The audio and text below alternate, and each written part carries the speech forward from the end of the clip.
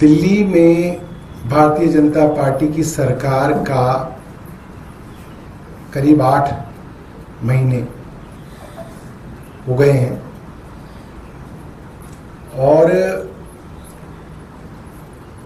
जो हालत इस समय दिल्ली के सरकारी अस्पतालों की है, इतने बुरे हाल सरकारी अस्पतालों के कभी भी नहीं थे।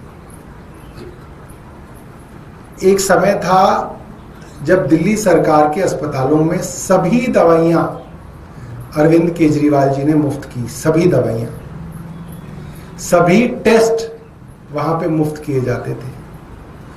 और ये भी योजना थी कि अगर किसी कारण आपका दिल्ली सरकार के अस्पताल में एमआरआई नहीं हो रहा, सीटी स्कैन नहीं हो रहा, कोई और टेस्ट नहीं हो पा रहा, तो प्राइवेट लैब में भेज के मुफ्त वो वाला टेस्ट कराया जाता था। अगर कोई ऑपरेशन सर्जरी सही समय पे उस सरकारी अस्पताल में नहीं हो पा रहा, पेशेंट का लोड ज्यादा है या वो सर्जन उपलब्ध नहीं है, तो उस तरीके का इलाज भी प्राइवेट अस्पतालों में हो रहा था। तो एक तो वो समय था अरविंद केजरीवाल का, और आज दिल्ली की 8 महीने पुरानी भारतीय जनता पार्टी की सरकार के दौरान अस्पतालों में हाहाकार मचा हुआ है। ना दवाइयां उपलब्ध हैं, ना सर्जरी के लिए इक्विपमेंट उपलब्ध हैं, ना ग्लव्स उपलब्ध हैं, ना मेडिकल कंज्यूमेबल उपलब्ध हैं, ना जो ऑर्थोपेडिक्स की जो सर्जरीज होती हैं उसके अंदर इम्प्लांट्स चाहिए होते हैं, ना वो उपलब्ध हैं। मरीजों को ज्यादातर दवाइयां अपनी जेब से खरीदनी पड़ रही हैं। और ये हाल दिल्ली के अधिकांश दिल्ली सरकार के अस्पतालों का भी ये हाल है और राम मनोहर लोहिया जैसे केंद्र सरकार का भी यही हाल है। तो सवाल उठता है कि भारतीय जनता पार्टी की सरकार ये क्यों कर रही है। और मैं आपको बड़ी जिम्मेदारी के साथ ये सामने आपके रख रहा हूं, भारतीय जनता पार्टी की सरकार धीरे धीरे स्वास्थ्य सेवाओं को प्राइवेटाइज करने जा रही है। प्राइवेट अस्पतालों और प्राइवेट नर्सिंग होम को बड़ा फायदा पहुंचाने के लिए दिल्ली सरकार ने जानबूझ के दिल्ली सरकार के अस्पतालों का कबाड़ा करना शुरू कर दिया है, ताकि बड़े स्तर पर जो मरीज, जो अब तक उत्तर प्रदेश, राजस्थान, बिहार, उत्तराखंड, दूर दूर से जो मरीज दिल्ली में आके इलाज कराया करते थे, वे मरीज तो परेशान ही, दिल्ली के लोग भी परेशान हैं और उनको थक हार के प्राइवेट अस्पतालों में ले जाना पड़ रहा है। प्राइवेट केमिस्ट से दवाइयां खरीदनी पड़ रही हैं। क्यों?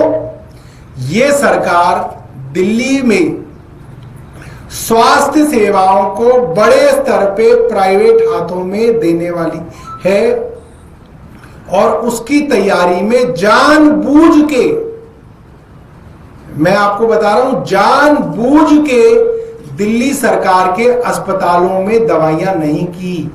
ये जानबूझ के है, ये कोई समस्या नहीं है, जानबूझ के क्रिएट की गई है।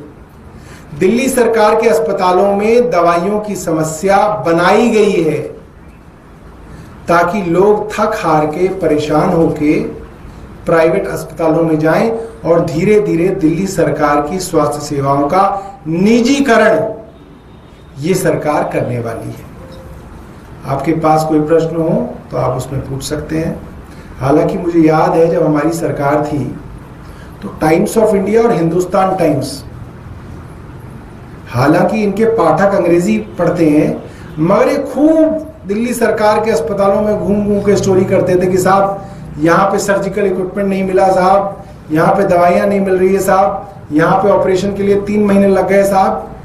अब वो टाइम्स ऑफ इंडिया और हिंदुस्तान टाइम्स ने पता नहीं रिपोर्ट क्या कहते हैं, हेल्थ बीट बंद कर दी या क्या कर दिया, खबरें ही छपनी बंद हो गई। एक ले दे के खबर छपी, एलएनजेपी में स्ट्रेचर की, वो भी इसलिए छपी क्योंकि एक भारतीय जनता पार्टी की सरकार का धड़ा दूसरे सरकार के धड़े को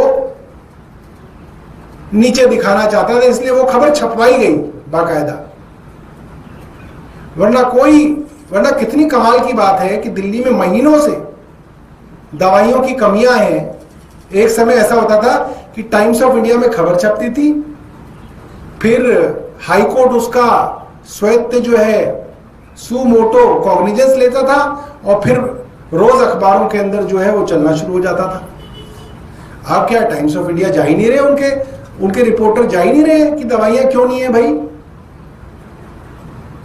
ये बड़ी हैरानी की बात है और हिंदुस्तान टाइम्स का भी यही हाल है। सौरभ जी, आप खुद स्वास्थ्य मंत्री रहे हैं दिल्ली का, कितना का बजट रहता है खासकर दवाइयों के लिए साल भर के लिए, और क्या उसमें कुछ कटौती भी की गई है सरकार की तरफ से या सिर्फ खरीदारी नहीं होती है? देखिए, मुझे ऐसा लगता है कि जो कटौती की गई है वो कटौती की है दिल्ली सरकार के डाक में, दिल्ली आरोग्य कोष में। उसमें 80 करोड़ का सालाना बजट होता था, जिसमें अगर आपके अस्पताल में टेस्ट नहीं हो पा रहा तो प्राइवेट लैब में टेस्ट हो जाते थे।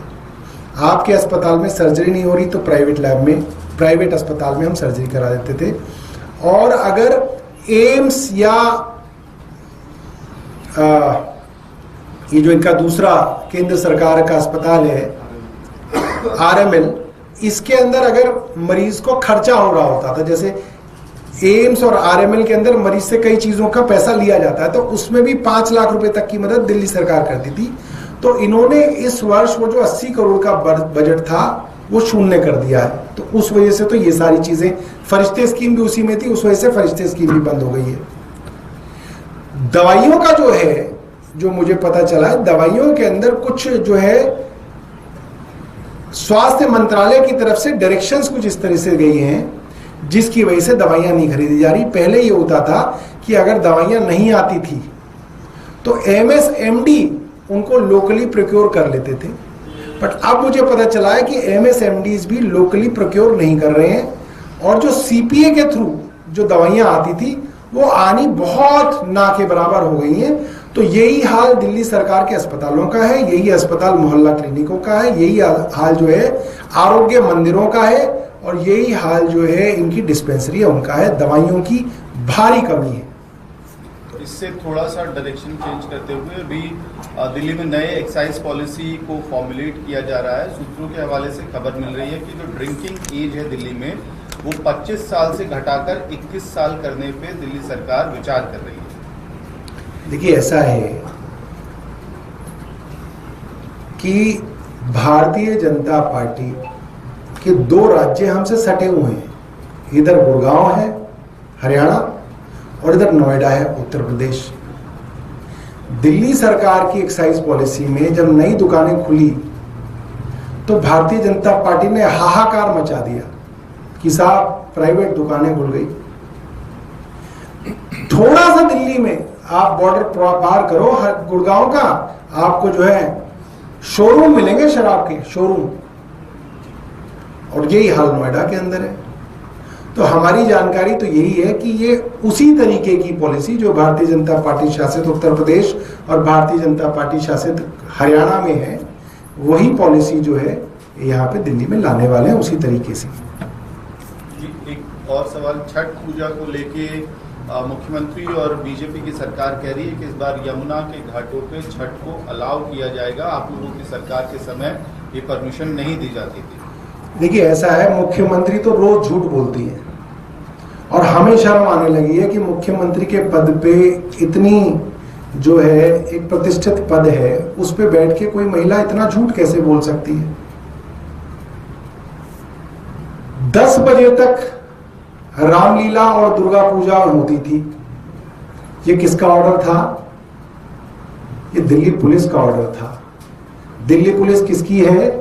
11 साल से नरेंद्र मोदी जी के पास है। उसको बढ़ाने के लिए किसने कहा? अरविंद केजरीवाल ने कहा। ये तथ्य भी सब मीडिया में है। अब ये लोग सरकार में आ गए हैं तो दिल्ली पुलिस ने उसको 12 बजे कर दिया। तो आप झूठ फैला रही है मुख्यमंत्री। देखिए, हमने किया, पहले नहीं होता था, हमने किया। अरे पहले तुमने ही रोक रखा था और अब तुमने ही खोला है। तुम्हारी दिल्ली पुलिस ने रोका हुआ था। तो मुख्यमंत्री को तो झूठ बोलने की आदत है। दूसरा झूठ मुख्यमंत्री का, वो शायद दुर्गा पूजा में चली गई, वहां पे दुर्गा पूजा के सामने उनकी वीडियोस आ गई। अब सब जो है फैला रहे हैं भारतीय जनता पार्टी के बारे में। देखो दोस्तों, दिल्ली में आपके वोट की ताकत। पहली बार कोई मुख्यमंत्री दुर्गा पूजा में गया है। अरे शर्म करो, शर्म करो। अरविंद केजरीवाल जी न जाने कितनी बार दुर्गा पूजा में गए, कितनी बार। और ये बात मैं इसलिए कह सकता हूं क्योंकि मेरी विधानसभा में ही चितरंजन पार्क में होती है, तो मुझे पता है 2013 में वो गए, मैं लेके गया हूं, वीडियोस पढ़े हैं। 2015 में वो गए, 2017 में वो गए, फिर बीच बीच में मनीष सिसोदिया जी कई बार गए। मगर झूठ फैलाना है पूरे दिन। भारतीय जनता पार्टी तो झूठ बोलती थी, मुख्यमंत्री भी पूरे दिन झूठ बोलती हैं। अब ये विषय जो है, ये कौन सा विषय था, मैं तो भूल ही गया। छठ। अब छठ का है, पटाखों का है। अब पटाखों का और छठ का क्या है, कोर्ट का ऑर्डर है। कोर्ट के ऑर्डर है जिसकी वजह से आप छठ नहीं मना पाए।